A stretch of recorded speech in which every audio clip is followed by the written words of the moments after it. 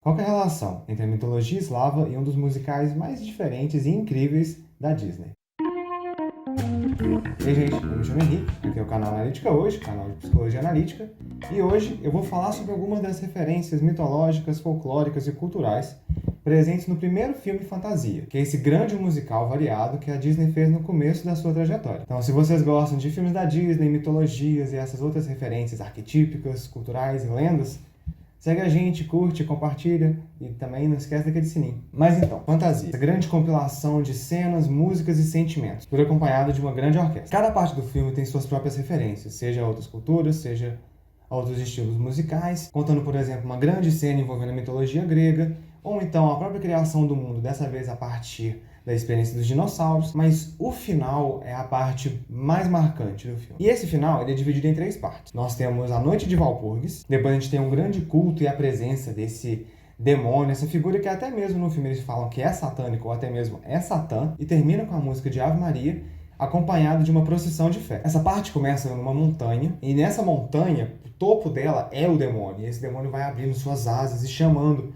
os espíritos com demônios, capetas, fogos, bruxas, tudo misturado, enquanto ele vai ao mesmo tempo tentando trazer cada vez mais almas, enquanto ele tanto as tortura quanto ele as multiplica. É uma cena linda de se ver, extremamente bem desenhada e focando muito nesse aspecto diabólico, demoníaco desse momento. E depois o demônio ele recua perante o badalar de um sino, acompanhado por essa procissão que eu comentei. E aí ele vai e volta nessa ideia de que talvez em outro momento ele ressurja, mas enquanto tiver essa fé, enquanto tiver essa luz, essa fé, ele continuará guardado. Onde entram as mitologias e as culturas? Quando falam de mitologia eslava, geralmente eles estão falando sobre a mitologia do leste europeu. Então pega povos e tradições da Rússia, Bielorrússia, Ucrânia, Polônia. Não é tão bem definido e não tão bem registrado, além de ter muitas variações dos registros, principalmente por muitos deles terem sido feitos por padres e sacerdotes cristãos. Então a gente não sabe o que exatamente era a tradição da época,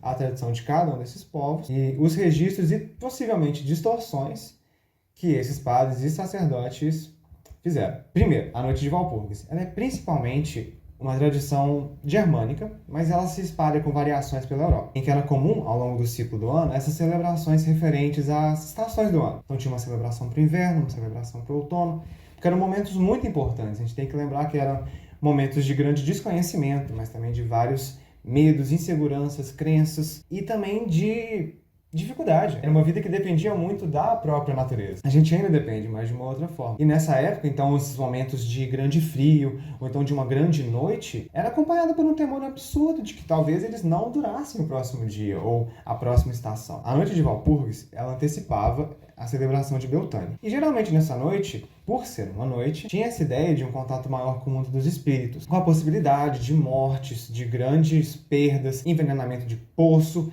perda das plantações. Então havia esse grande medo, então as pessoas faziam e participavam de vários rituais para se resguardar, mas também se proteger, e além do resguardo também tinha esse culto ao fogo, ou rito com fogo, em que eram colocadas várias fogueiras na ideia do fogo para afastar a escuridão, para afastar a incerteza, afastar o medo por esse fogo com a ideia da consciência, da iluminação, da segurança. Principalmente a partir do contato com a religião cristã, esses cultos foram tomados como pagãos. E eles tentavam, de todas as formas, impedir que os cultos originais se mantivessem. Então, ao invés de Walpurgis, começou a ser celebrado esse culto à Santa Walpurga, que foi também uma missionária da época, tentando catequizar os ritos da região. Tanto que a ideia do sabá das bruxas, do satanismo, começou a entrar na ideia desse culto, por ser mais uma incompreensão e um certo preconceito também da religião cristã. Tanto que no filme ela é comentada como esse momento do contato com Satã, esse momento das danças com o demônio. Tanto que a figura que aparece não é uma figura da mitologia necessariamente europeia, mas principalmente da mitologia eslava. A gente tem poucos registros da mitologia eslava, principalmente por não terem sido muito registrados, e o que foi registrado foi extremamente catequizado ou escrito por padres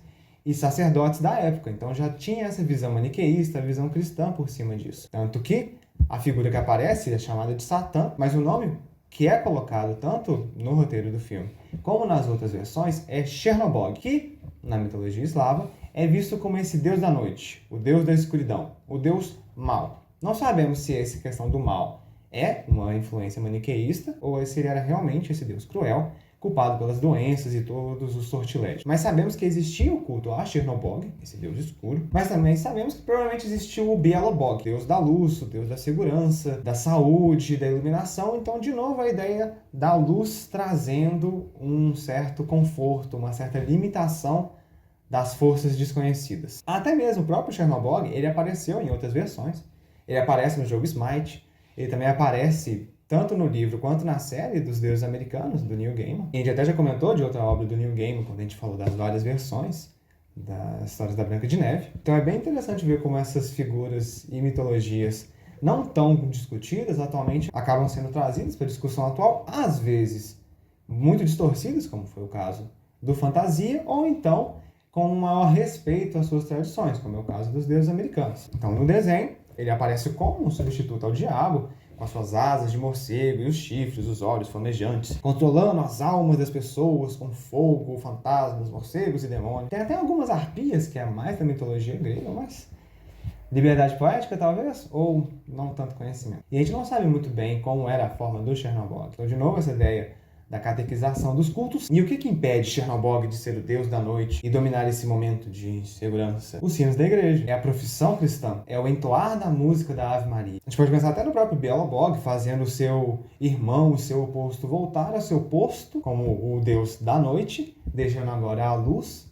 brilhar. Mas também a gente pode pensar no próprio movimento, né, dos sacerdotes, tirando parte da expressão da mitologia da época, colocando uma visão cristã, e também esse próprio movimento que se deu tanto nos registros da mitologia eslava, quanto na própria execução do filme. Desse lado cristão vindo lá para proteger, para talvez silenciar o paganismo, às vezes para conseguir fazer essa suposta proteção. E a gente acaba dessa forma com essa grande mistura, em que ao mesmo tempo está falando sobre uma tradição germânica europeia, esse deus que provavelmente era um dos deuses mais importantes da própria mitologia eslava, que, de alguns registros que nós temos, foi responsável tanto para ajudar na construção do mundo, quanto na manutenção do seu caos. Nesse próprio registro que conta disso, ele é chamado de Satã e o outro é chamado de Deus. Então, de novo, quem é Bialobog, quem é Deus, quem é Satã, quem é Chernobog. E a presença cristã nesses dois mitos, nessas duas tradições, mostrando como até hoje a gente fica sem saber o tanto que é um padrão entre todas as culturas, o que é realmente arquetípico, ou seja, é próprio do humano de separar bem e mal, luz e sombra, e é o que é de dominação e influência da religião mais cultuada. E diante disso é sempre importante tanto perceber e procurar, quanto se questionar quando uma outra mitologia, um outro deus, que não é da nossa cultura ou não é da cultura daqueles que estão produzindo, aparece. Será que é uma questão de inspiração, de representatividade ou é uma apropriação? Deixamos essas questões também para vocês. E caso vocês conheçam outros exemplos nos filmes da Disney ou em outros filmes, seja de animação ou não, que vocês querem que a gente comente ou que vocês querem só comentar com a gente, deixe nos comentários e não se esqueça de curtir, compartilhar para quem tem interesse e até a próxima!